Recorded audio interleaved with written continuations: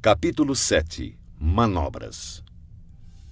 Sun Tzu disse: na guerra, o general que recebe suas ordens do soberano deve concentrar suas forças e transformar seu exército em um conjunto harmonioso, mobilizando o povo. Depois, instalar as tropas em lugar vantajoso. A grande dificuldade de manobrar exércitos para a luta está em transformar uma longa e tortuosa estrada em caminho mais conveniente e em transformar a adversidade em vantagem. Dessa forma, transforme a estrada do inimigo em longa e tortuosa. Haja de forma dissimulada, engane-o com a ilusão de ganhos fáceis. Isso equivale a compreender a estratégia de transformar o inconveniente em correto. A manobra tanto pode ser uma fonte de vantagem quanto um perigo. Por essa razão, se um exército tivesse que levantar acampamento e recolher suas armaduras às pressas em marcha forçada de 1000 li sem parar, em busca da conquista de uma vantagem, todos seriam feitos prisioneiros. Seus homens mais fortes estariam longe da vanguarda, os exaustos ficariam para trás e, em média, somente 1/10 das forças chegaria à meta. Se tivesse que viajar 50 li em tal ritmo para obter vantagem, o comandante da força de avanço estaria perdido e somente a metade das forças chegaria à meta. Se tivesse que viajar 30 li em tal ritmo para obter alguma vantagem, apenas 2/3 das forças chegariam à meta. Um exército sem equipamento e provisões perecerá, sem sombra de dúvidas. Somente mantenha alianças com os estados vizinhos depois de conhecer a fundo as intenções dos seus soberanos. E a menos que conheça a configuração de um terreno, suas montanhas, pântanos, florestas e acidentes naturais, você não deve colocar seus exércitos neles, a não ser que utilize guias locais para obter alguma vantagem. Pratique a dissimulação, recorra a manobras enganosas. Movimente-se quando estiver em posição de vantagem, faça mudanças estratégicas, dispersando ou concentrando suas forças. Quando avançar para a batalha, seja veloz como o vento, imprevisível como o trovão. Em ocasiões que deva permanecer calmo, seja como a floresta. Ao invadir e saquear, haja rápido como o fogo. Na imobilidade, seja como a montanha. Quando necessário, esconda suas intenções, seja obscuro como as trevas. Evite movimentar-se inutilmente e somente ataque quando tiver certeza da vantagem. Ao saquear e pilhar cidades, reparta sempre de maneira justa todos os despojos. Quem conhece a tática de transformar o tortuoso em direito, será vitorioso. Essa é a arte de manobrar. A maneira de dar ordens e fazer com que essas sejam cumpridas é de extrema importância para a vitória de um exército. Você encontrará no livro dos planos militares que em determinadas ocasiões a maioria dos teus homens não poderá te ver nem ouvir. Os tambores e as bandeiras devem substituir tua presença e tua voz. Assim, em combate noturno, faça uso dos tambores. E durante o dia, use as bandeiras e estandartes. Desta forma, suas tropas serão um único corpo, impedindo que teus soldados corajosos avancem sozinhos e os covardes recuem. Essa é a arte de manobrar grandes massas. Pode-se desmoralizar um exército inteiro e seu comandante ser levado a perder o ânimo. Na manhã da guerra, a moral do inimigo está elevada. Ao meio-dia, começa a enfraquecer, e à noite sua mente está voltada para o retorno ao acampamento. Por isso, o comandante sábio evita um inimigo com a moral em alta e ataca-o quando moroso e inclinado a retornar. Essa é a arte de administrar humores. Disciplinado, o bom comandante usa sua própria ordem para esperar pela desordem do inimigo, usa sua calma para esperar por seu clamor. Essa é a arte de conservar o autodomínio. Se perceberes que o inimigo está animado e descansado, espera que o entusiasmo arrefeça e ele se vergue sob o peso do cansaço. Então, usa suas tropas descansadas e bem alimentadas. Essa é a arte de administrar a força. Não inicies um combate quando o inimigo apresenta disposições perfeitas de suas bandeiras e estandartes. Não lance o ataque sobre o exército inimigo ordenado e disciplinado em suas formações. Essa é a arte de controlar as condições mutáveis. Portanto, não ataque o inimigo que ocupar o terreno alto, nem aquele que tiver uma colina às costas. Não persiga um inimigo que finge recuar. Não obstrua um inimigo que volta para casa. Quando cercar o inimigo, deixe uma saída para ele. Caso contrário, ele lutará até a morte. Não pressione um inimigo acuado e não te encarnices contra um inimigo derrotado. Essa é a arte da guerra. Capítulo 8. Contingências. Sun Tzu disse: uma vez dada pelo soberano a ordem de mobilizar a população para a guerra, cabe ao comandante reunir o exército e organizar as tropas. Seguindo ao encontro do exército inimigo, deve-se evitar acampar em locais difíceis e em locais de boas estradas deve-se buscar aliados. Não perder tempo em locais isolados, ter planos de contingência quando em posições propícias a emboscadas e avançar contra o inimigo em terreno do qual não haja saída, são táticas precisas para a garantia de uma boa batalha. Há estradas que não devem ser percorridas, exércitos que não devem ser atacados, cidades que não devem ser assaltadas, terras que não devem ser contestadas e ordens do governo que não devem ser obedecidas. Portanto, o comandante que compreender as vantagens da arte da mudança e não se ater a uma maneira única de comandar, mas sim adaptar-se às circunstâncias variando suas táticas para enfrentar o exército inimigo, saberá como comandar seus soldados. Ao contrário, se seus métodos de comando forem flexíveis e suas decisões forem tomadas de forma mecânica, ele não é digno de comandar seus soldados, e por mais que esteja familiarizado com o território, não será capaz de pôr em prática seus conhecimentos e tirar o máximo de seus homens. O comandante sábio deve considerar a combinação de ganho e perda, deve ter discernimento das reais vantagens em situações difíceis e confiar nos seus esforços. Se for capaz de perceber as vantagens prováveis, as dificuldades poderão ser resolvidas. Um general deve conhecer bem as vantagens e desvantagens frente ao inimigo, buscar o enfraquecimento dos comandantes hostis, infligindo-lhes importantes perdas, trabalhando sem cessar para prejudicar-lhes. Poderá fazê-lo de diferentes formas: corrompendo seus melhores homens, introduzindo traidores em seu meio, fornecendo motivos de cólera uns contra os outros, fazendo com que saiam quando conviria que ficassem acampados e permaneçam tranquilos quando esperam ser atacados.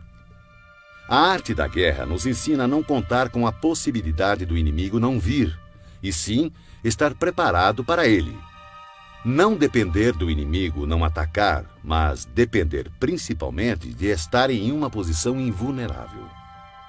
Há 5 defeitos perigosos que podem afetar um general. São erros que podem derrotar a prudência e a bravura de um comandante.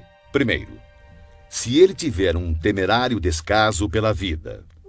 Um general que se expõe sem necessidade, que parece buscar os perigos da morte, é um homem precipitado. Segundo, se ele tiver um cuidado excessivo em conservar a própria vida e por esse motivo não ousa e sim dá mostras de covardia, poderá ser facilmente capturado. Terceiro, se tiver temperamento volúvel. Um general que perde facilmente o controle e se deixa levar pela cólera será ludibriado pelo inimigo através de provocações e cairá em emboscadas sem perceber. Se for suscetível à honra, um general não deve se ofender de forma intempestiva. Por querer reparar a honra por qualquer insulto, poderá perdê-la. Quinto, se conservar uma compaixão excessiva por seus soldados. Um general deve punir seus soldados com severidade quando necessário, ministrar castigo e trabalho com discernimento, ou poderá ser facilmente desrespeitado.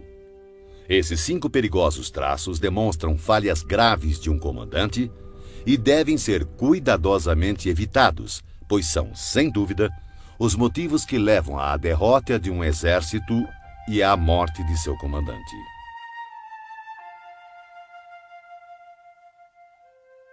Capítulo 9. O exército em marcha.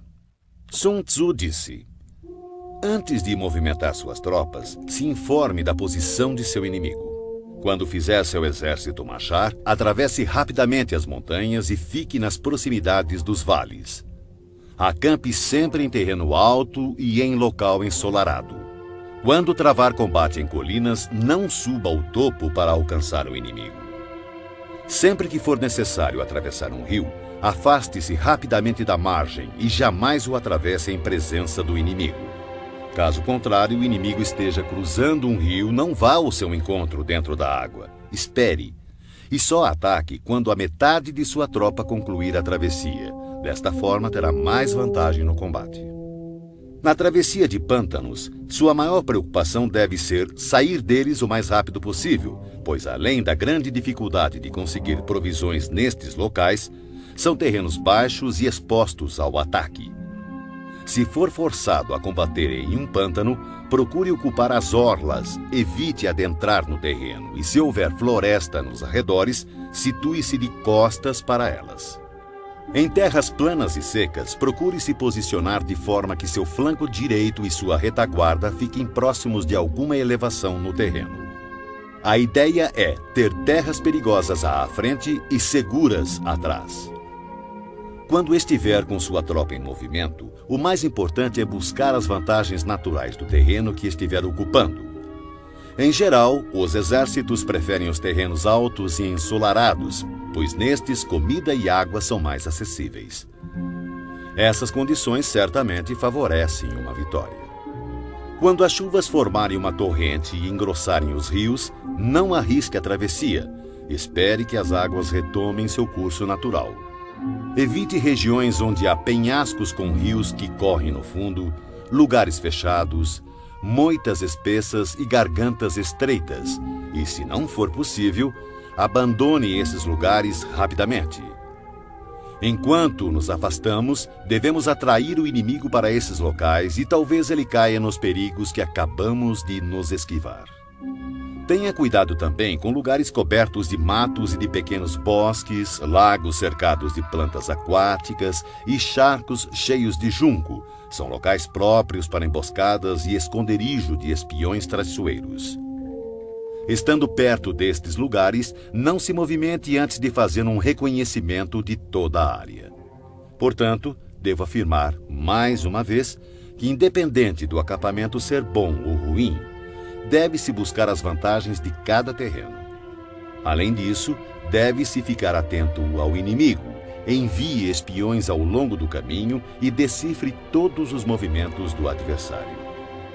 Se o inimigo estiver próximo e ainda assim se manter em silêncio, ele não está ocupando uma posição estratégica. Se estiver distante e tentar provocar um combate, ele quer que avancemos. Se ele estiver acampado em terreno plano, com certeza está protegido por alguma vantagem.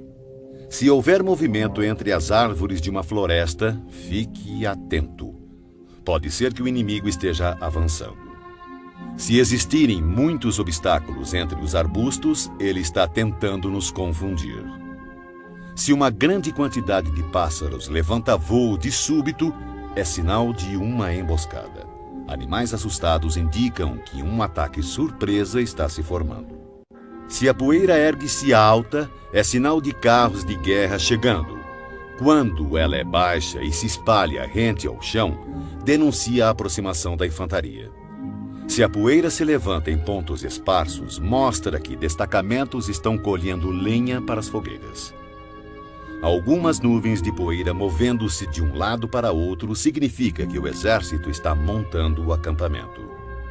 Sussurros e aumento dos preparativos para a guerra significa que o inimigo avançará. Linguagem violenta e movimento agressivo para a frente indicam que ele recuará. Quando os carros leves saem à frente e tomam posições nos flancos, é sinal de que o inimigo está entrando em formação para o combate. Proposta de paz sem que haja retrocesso do exército indica uma conspiração. Se há muita correria com suas tropas em formação, está determinada a hora da batalha. Se uma parte das tropas avançar e outra recuar, o inimigo está tentando nos atrair para uma armadilha. Se os soldados encontram-se curvados e apoiados em suas armas, eles estão fatigados. Se os que, mandados apanhar água, forem os primeiros a beber, significa que o exército está sedento. Se houver uma vantagem e o inimigo não avançar, ele está exausto. Se há pássaros reunidos em algum ponto, a posição está desocupada. Provavelmente o inimigo abandonou secretamente seu acampamento. Quando há gritos na noite, é sinal que o inimigo está assustado. Se há confusão no acampamento, o comandante tem pouca autoridade. Se suas bandeiras e estandartes mudam constantemente de lugar, o inimigo está em desordem. Se os oficiais estão irritados, é sinal de que seus homens estão cansados. Quando o inimigo alimenta seus cavalos com cereais e mata seu gado para comer, quando seus homens não se preocupam em pendurar suas canecas de água e demonstram que não querem voltar às tendas, certamente estão desesperados e determinados a lutar até a morte. Quando há soldados sussurrando em grupinhos e seu comandante falando em voz mansa e vacilante, revela inimizade entre superiores e subordinados. Recompensas em demasia significam problemas. Se o comandante teme pressionar seu exército por conta de motins e oferece gratificações para manter seus soldados de bom humor, certamente ele perdeu o respeito de seus homens. Quando há castigos em excesso, o inimigo enfrenta dilemas terríveis com o relaxamento da disciplina, podendo o comandante perder o controle e irromper violentamente contra seus subordinados para obrigar-lhes a cumprir o dever. Se os soldados forem punidos antes mesmo de se afeiçoarem ao chefe, não demonstrarão respeito. Portanto, os soldados devem ser tratados primeiramente com humanidade, porém, mantidos sob controle e disciplina. Isso irá garantir sua lealdade. Para isso, os comandos devem ser consistentemente reforçados durante o treinamento. Por fim, se o inimigo enviar um emissário com palavras conciliadoras, ele quer cessar as hostilidades. Atenção ao inimigo enraivecido que está preparado para confrontar-se com você por longo período sem travar batalha nem abandonar sua posição. Considere-o com o maior cuidado. Em uma guerra, devemos ter claro que não são os números que proporcionam a vantagem de um exército sobre o outro. Portanto, não avance imprudentemente, confiando apenas na quantidade de soldados ao seu lado. Um bom comandante é capaz de avaliar sua própria força, ter visão total da situação do inimigo, conquistar o apoio e a lealdade de seus soldados e jamais subestima seu inimigo. Caso contrário, seria facilmente capturado por ele. Capítulo 10. O terreno. Sun Tzu disse: a superfície da terra apresenta uma infinidade de lugares. Deves fugir de alguns e buscar outros. Todavia, deves conhecer bem todos eles. Os tipos de terrenos incluem o acessível, o complicado, o indeciso, o estreito, o acidentado e o distante. O primeiro terreno citado, o acessível, é aquele em que ambos os exércitos podem se aproximar livremente. Portanto, levará vantagem aquele que primeiro ocupar um nível mais alto do lado ensolarado e ter estabelecido linhas de abastecimento adequadas. O terreno que permite o avanço e dificulta a retirada é o mais complicado. De uma posição dessas, se atacarmos o inimigo quando ele não estiver devidamente preparado, poderemos derrotá-lo. Porém, se ele estiver preparado e não conseguirmos derrotá-lo, seremos pressionados a bater em retirada, então teremos grandes problemas. O terreno indeciso é aquele que oferece desvantagens tanto para o nosso lado quanto para o lado do inimigo. Neste terreno, mesmo que o inimigo tente nos atrair, é prudente abandonar a posição e recuar, atraindo por sua vez o inimigo. Então, quando parte de seu exército tiver saído, poderemos atacar com vantagem. Na passagem estreita, ou desfiladeiros, terá vantagem quem primeiro a ocupar e guarnecê-la completamente, ficando à espreita do adversário. Se o inimigo estiver com essa vantagem, não devemos seguir atrás dele. Somente quando ele falhar e a passagem estiver mal protegida é que devemos atacar. Em terreno alto e acidentado, do mesmo modo, se pudermos ocupá-lo primeiro, devemos nos posicionar na parte mais alta do lado ensolarado e esperar pelo inimigo. Se o inimigo conquistou essa vantagem, devemos abandonar nossa posição e bater em retirada. Por fim, quando os exércitos estiverem posicionados a grandes distâncias um do outro e suas vantagens estratégicas forem semelhantes, não será fácil provocar um combate. Por outro lado, levar a batalha até o inimigo não trará nenhuma vantagem.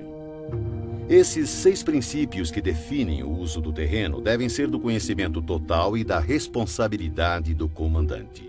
Shang Yu conta a seguinte passagem de Pei Hsing Xian, 619-682 d.C., mandado numa expedição punitiva contra as tribos Turkic.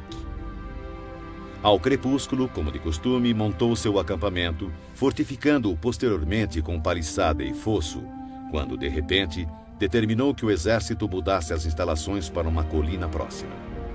Essa decisão desgostou muito seus oficiais, que protestaram aos brados contra o esforço extra que os soldados iriam despender.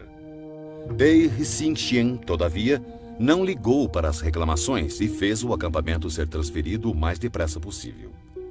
Na mesma noite, caiu uma forte tempestade inundando o local anterior do acampamento, que ficou sob 4 metros de água.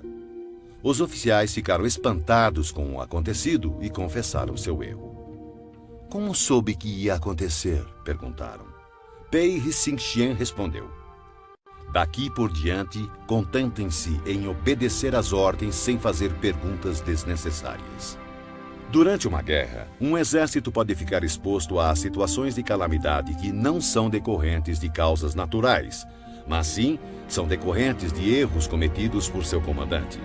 São elas fuga, insubordinação, colapso, ruína, caos e derrota. Nos casos em que as vantagens estratégicas de ambos os lados forem praticamente as mesmas, atacar o inimigo que tem um exército 10 vezes maior que o nosso poderá resultar em fuga. Quando os soldados rasos são muito mais fortes que seus oficiais, o resultado é a insubordinação. Caso contrário, quando os oficiais são fortes e suas tropas são fracas, o resultado é o colapso. Se os oficiais dos batalhões forem insubordinados e tiverem o temperamento volúvel, sendo facilmente dominados pela ira e, por conta disso, levados a manobras não autorizadas de modo que o comandante não tenha conhecimento da força de suas próprias fileiras, o resultado será a ruína. Quando o comandante demonstrar fraqueza, não tiver autoridade, suas ordens não forem claras e seus oficiais e tropas forem indisciplinados, o resultado será o caos e desorganização absoluta. Se um comandante negligenciar as forças do exército inimigo e assim permitir que uma tropa enfraquecida enfrente a elite do adversário e ainda operar sem uma vanguarda de tropas de choque, o resultado será a derrota total do seu exército. São essas as 6 formas de atrair a derrota e estão em total responsabilidade do comandante.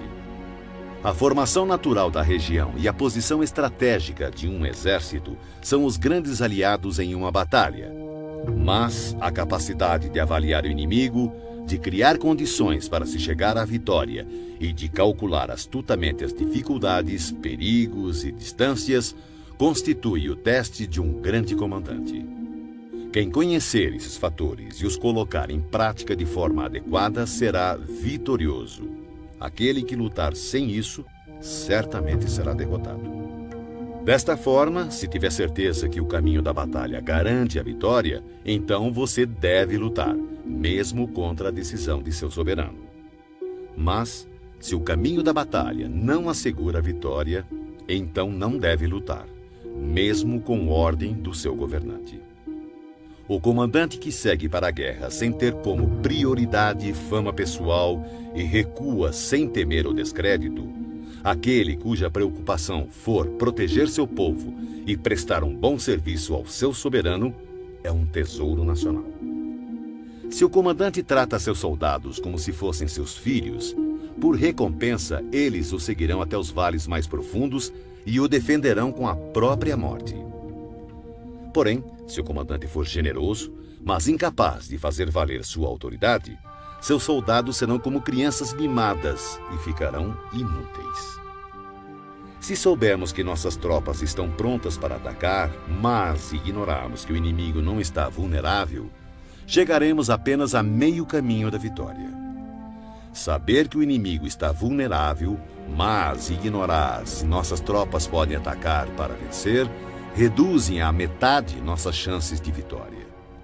Saber que o inimigo está vulnerável e que nossas tropas estão prontas para atacar e vencer, e ainda assim ignorarmos que o terreno não nos favorece, novamente reduz nossas chances de vitória. Portanto, quando o soldado experiente se mover, nunca ficará desorientado e quando partir para a ação, não encontrará limites. Por isso se diz: se você conhece o inimigo e a si mesmo, a vitória não estará em risco. Se você conhece o terreno e as condições naturais, a vitória poderá ser completa.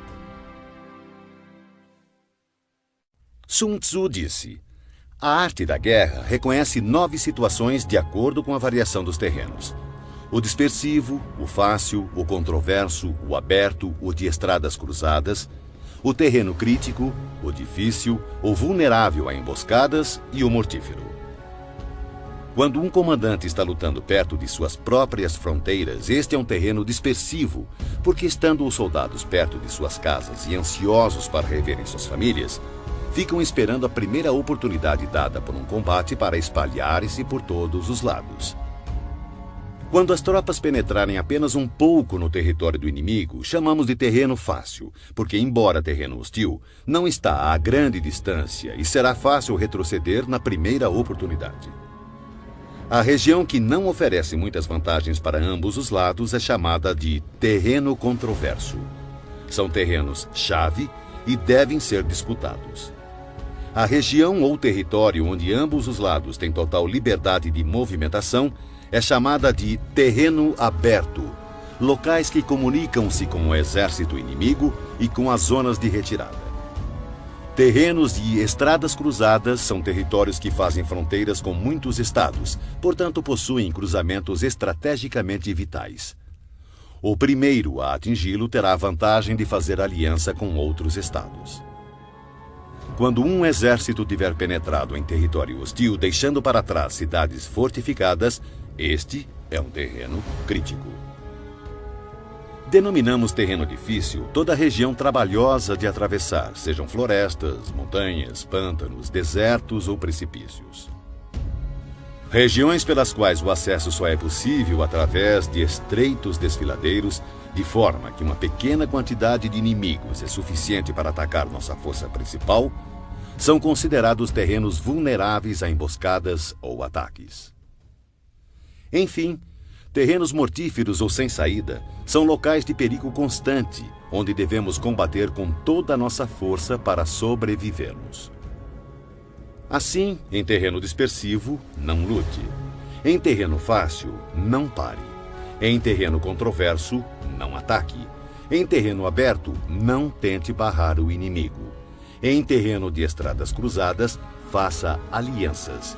Em terreno crítico, saqueie os recursos do inimigo. Em terreno difícil, marche sem parar. Em terrenos propícios a emboscadas, elabore planos de contingências e, em terrenos sem saída, lute. Os que foram no passado considerados grandes comandantes tinham como objetivo impedir que a frente e a retaguarda do inimigo pudessem socorrer uma a outra, impedir a cooperação entre suas divisões, impedir que os oficiais e soldados pudessem auxiliar uns aos outros, impedir a comunicação entre superiores e subordinados e impedir, inclusive, que as forças dispersas do inimigo pudessem se reunir. Esses comandantes somente se lançavam à ação se houvesse vantagens para suas tropas, senão, permaneciam estacionados. Se lhe perguntassem como agir no caso de haver um adversário em grande número e com uma estrita disciplina pronto para atacar, ele com certeza responderia: apodere-se de algo que ele não pode se dar ao luxo de perder. Ele ficará em suas mãos. A velocidade é a essência da guerra. Aproveite a falta de preparação do adversário, avance por caminhos onde não é esperado e ataque locais desprotegidos. O exército invasor deve estar atento e observar os seguintes métodos. Quanto mais profundo penetrar em território inimigo, maior deverá ser a solidariedade entre os soldados. Dessa forma, os defensores não levarão a melhor. Saqueie os campos férteis do inimigo para suprir suas tropas de alimentos. Cuide do bem-estar de seus homens e não os sobrecarregue. Mantenha seu exército sempre em movimento. Coloque suas tropas em situações sem saída. Seus homens preferirão morrer a fugir. Uma vez lutando desta forma, darão o máximo de si e não terão medo, mesmo se caírem no mais desesperado cerco. Se não houver onde se refugiarem, todos continuarão firmes. Assim, sem precisar ser mandados, seus homens estarão em constante alerta, cumprirão seus deveres e serão fiéis e disciplinados. Portanto, no dia em que esses homens forem ordenados a partir para o combate, talvez chorem, porém não por medo, mas porque todos estão dispostos a vencer ou morrer. Em 73 d.C., quando Pan Shao chegou a Shan Shan Quang, rei do país, recebeu-o a princípio com grande polidez e respeito. Mas, logo após, seu comportamento sofreu uma mudança súbita e ele tornou-se descuidado e indiferente. Pan Shao comentou com seus oficiais: repararam que os modos educados de Quang sumiram? Só pode significar que chegaram mensagens dos bárbaros do norte e que Quang ficou indeciso, sem saber de que lado se põe. Certamente é esse o motivo. O homem inteligente pode perceber as coisas antes delas acontecerem. Chamou imediatamente um dos nativos que fora posto ao seu serviço e preparou-lhe uma armadilha. O homem acabou revelando tudo. Pan Shao convocou uma reunião geral de seus oficiais e começou bebendo com eles. Quando o vinho lhes havia subido ligeiramente à cabeça, testou mantê-los mais excitados, falando-lhes assim: senhores, estamos no interior de uma região isolada, ansiosos por obter riquezas e glórias através de uma grande proeza. Ora, acontece que um embaixador do Ryuseong-nu chegou a este reino há apenas alguns dias, e o resultado foi que o trato respeitoso que nos foi dado pelo nosso anfitrião real desapareceu. Se esse enviado dominá-lo, tomar nossa força e levar-nos para Ryuseong-nu, nossos ossos serão pasto dos lobos do deserto. Que faremos? Unanimemente, os oficiais responderam: diante do perigo de vida que corremos, seguiremos nosso comandante vivos ou mortos.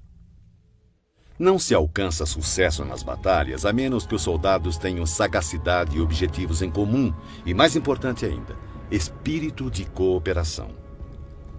A causa primária pela qual deve-se conduzir um exército é estabelecer um padrão unificado de coragem. Assim, o bom comandante conduz suas tropas como se conduzisse um homem pela mão. Dessa forma, essa pessoa não pode deixar de segui-lo. Um grande comandante deve ser calado, assegurando o sigilo. Deve ser justo e honesto, mantendo a ordem. Deve manter o povo na ignorância quanto aos seus planos. Alterando seus planos, ele mantém o inimigo no escuro. Mudando seu acampamento, evita que o inimigo preveja seu objetivo. No momento crítico, age como se, após subir uma grande altura, joga-se a escada fora, leva seu exército para o interior do território inimigo.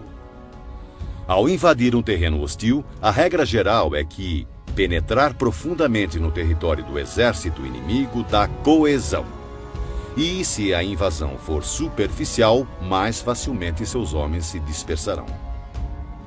Quando sair de seu próprio terreno e levar suas tropas além de suas fronteiras, você estará em terreno isolado. Quando estiver vulnerável por todos os lados, você estará em um terreno de estradas cruzadas.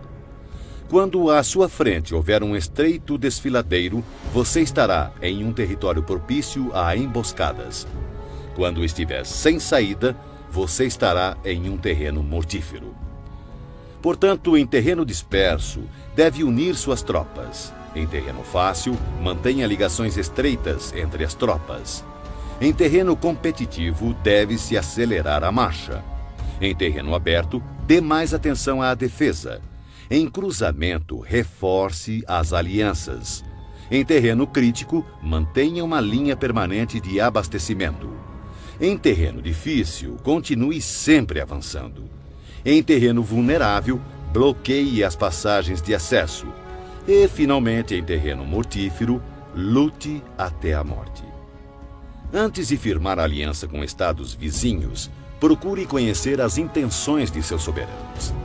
E somente disponha seu exército nessas terras com o auxílio de um guia local, pois é preciso estar familiarizado com a geografia do local a fim de transformar empecilhos naturais em vantagens estratégicas.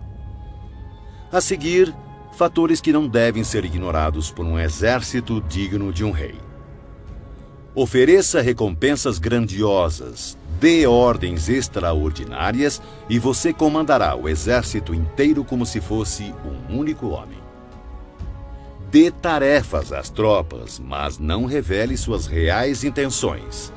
Coloque-os frente a frente com o perigo, mas não revele as vantagens. Coloque suas tropas em situações de vida ou morte, em terrenos sem saída. Só assim continuarão vivos. Somente quando se encontram em real perigo, os homens aprendem a transformar derrota em vitória. O sucesso da guerra está em estudar cuidadosamente as intenções do inimigo. Se ele mostra inclinação para avançar, atraia-o. Se deseja recuar, deixe que ele leve adiante sua intenção. No dia em que for feita a declaração de guerra, bloqueie todas as passagens, destrua os registros oficiais e proíba qualquer contato com emissários do inimigo. Reveja todos os seus planos com urgência e rigor e finalize sua estratégia. Se o inimigo mostrar alguma vulnerabilidade, avance sobre ele. Conquiste algo que seja de grande importância para seu adversário e não permita que ele saiba qual será o momento de seu ataque. Siga a estratégia determinada, mas procure se adaptar aos movimentos do exército inimigo para garantir o resultado da batalha. A princípio, procure exibir a timidez de uma modesta e humilde donzela, e então o inimigo abrirá suas portas. Depois, imite a velocidade de uma lebre apressada, e será tarde demais para que o exército inimigo possa mostrar alguma reação ou oposição.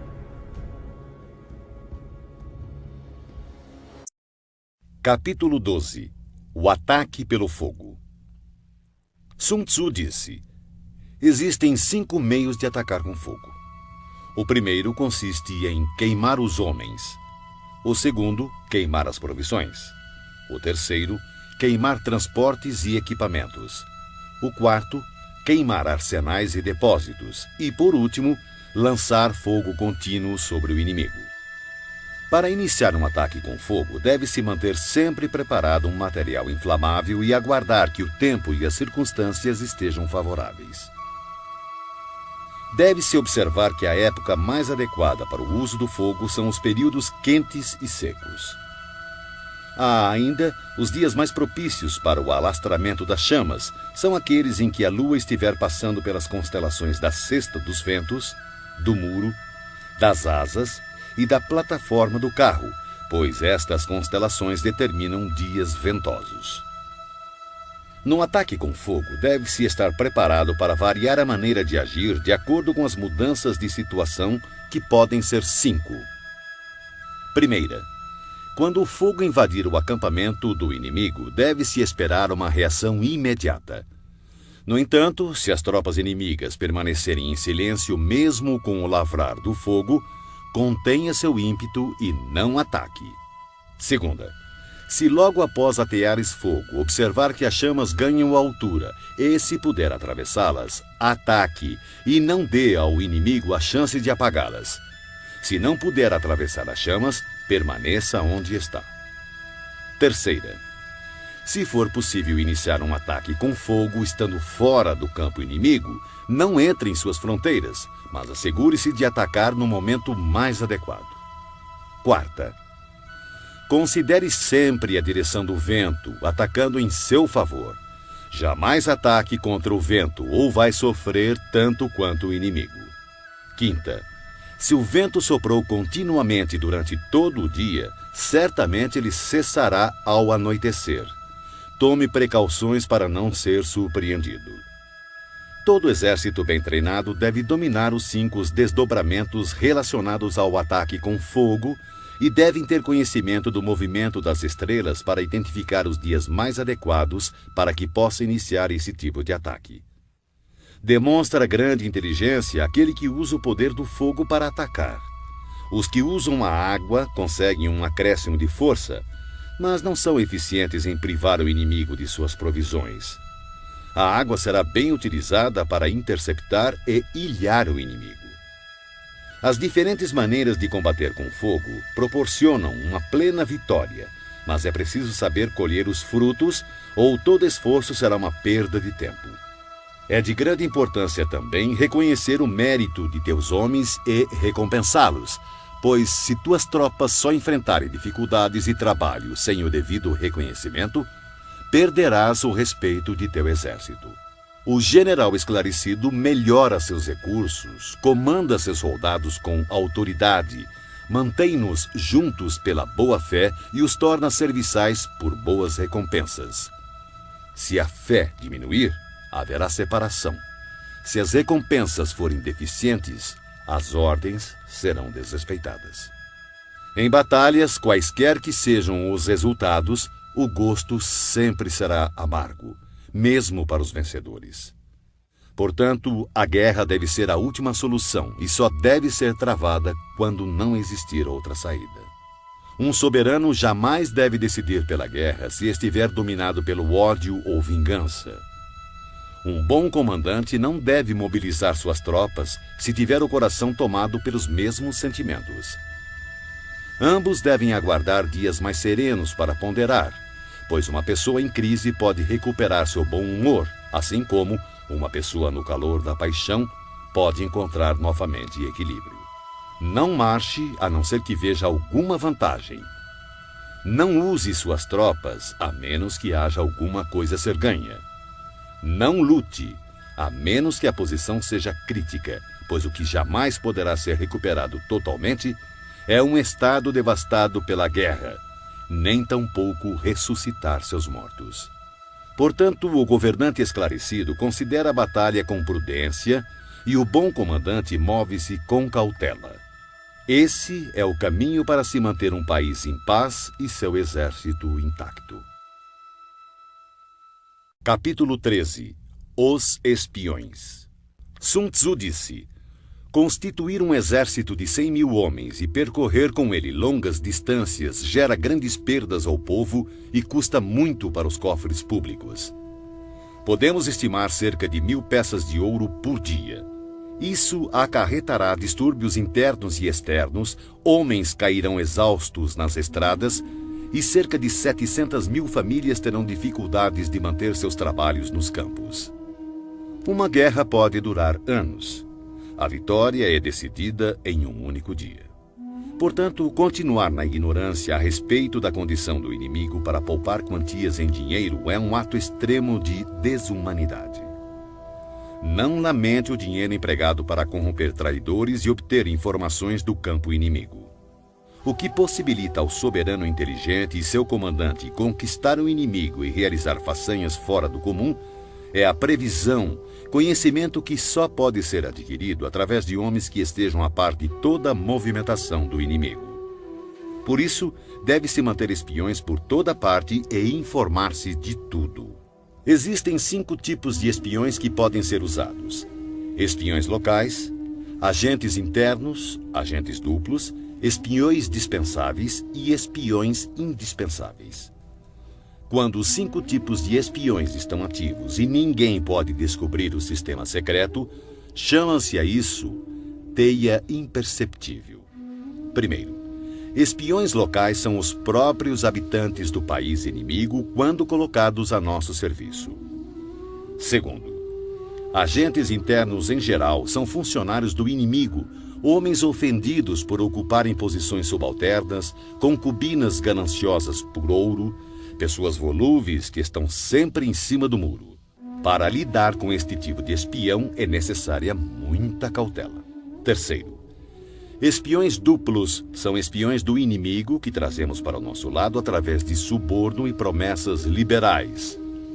Nós os induzimos a fornecer informações falsas ao inimigo e, ao mesmo tempo, espionar seus compatriotas. Quarto, espiões dispensáveis são nossos próprios agentes a quem damos propositalmente informações falsas a nosso respeito, a fim de que, quando forem capturados ou nos traírem, passem informações erradas, fazendo então com que nossos inimigos tomem medidas inadequadas. Esses espiões certamente serão mortos por fornecerem informações falsas. Quinto. E, finalmente, os espiões indispensáveis ou sobreviventes. São aqueles que voltam do campo do inimigo com informações. Esse tipo de espião deve sempre fazer parte de seu exército. Em geral, são homens fortes, ágeis, dotados de grande sagacidade e acostumados a toda espécie de trabalho sujo. Assim, o comandante deve manter sempre uma relação de proximidade com os espiões, deve recompensá-los regiamente e os assuntos referentes a estes homens devem ser mantidos em absoluto sigilo. Somente um governante sagaz e intuitivo é capaz de empregar espiões. Só o comandante humano e justo é capaz de fazê-los trabalhar e, sem uma sutil e engenhosa habilidade mental, não se pode ter certeza da autenticidade de seus relatórios. Quando um assunto secreto de espionagem é divulgado prematuramente, o espião deve ser morto, juntamente com aqueles que tenham tomado conhecimento da informação. De maneira geral, se o objetivo for esmagar um exército, sitiar uma cidade ou assassinar alguém, é necessário obter a identidade do comandante das tropas de defesa, seus ajudantes e conselheiros, os guardas encarregados dos portões e as sentinelas. Nossos agentes devem ser empregados para assegurar essas informações. É de extrema importância localizar as pessoas enviadas como espiões pelo inimigo.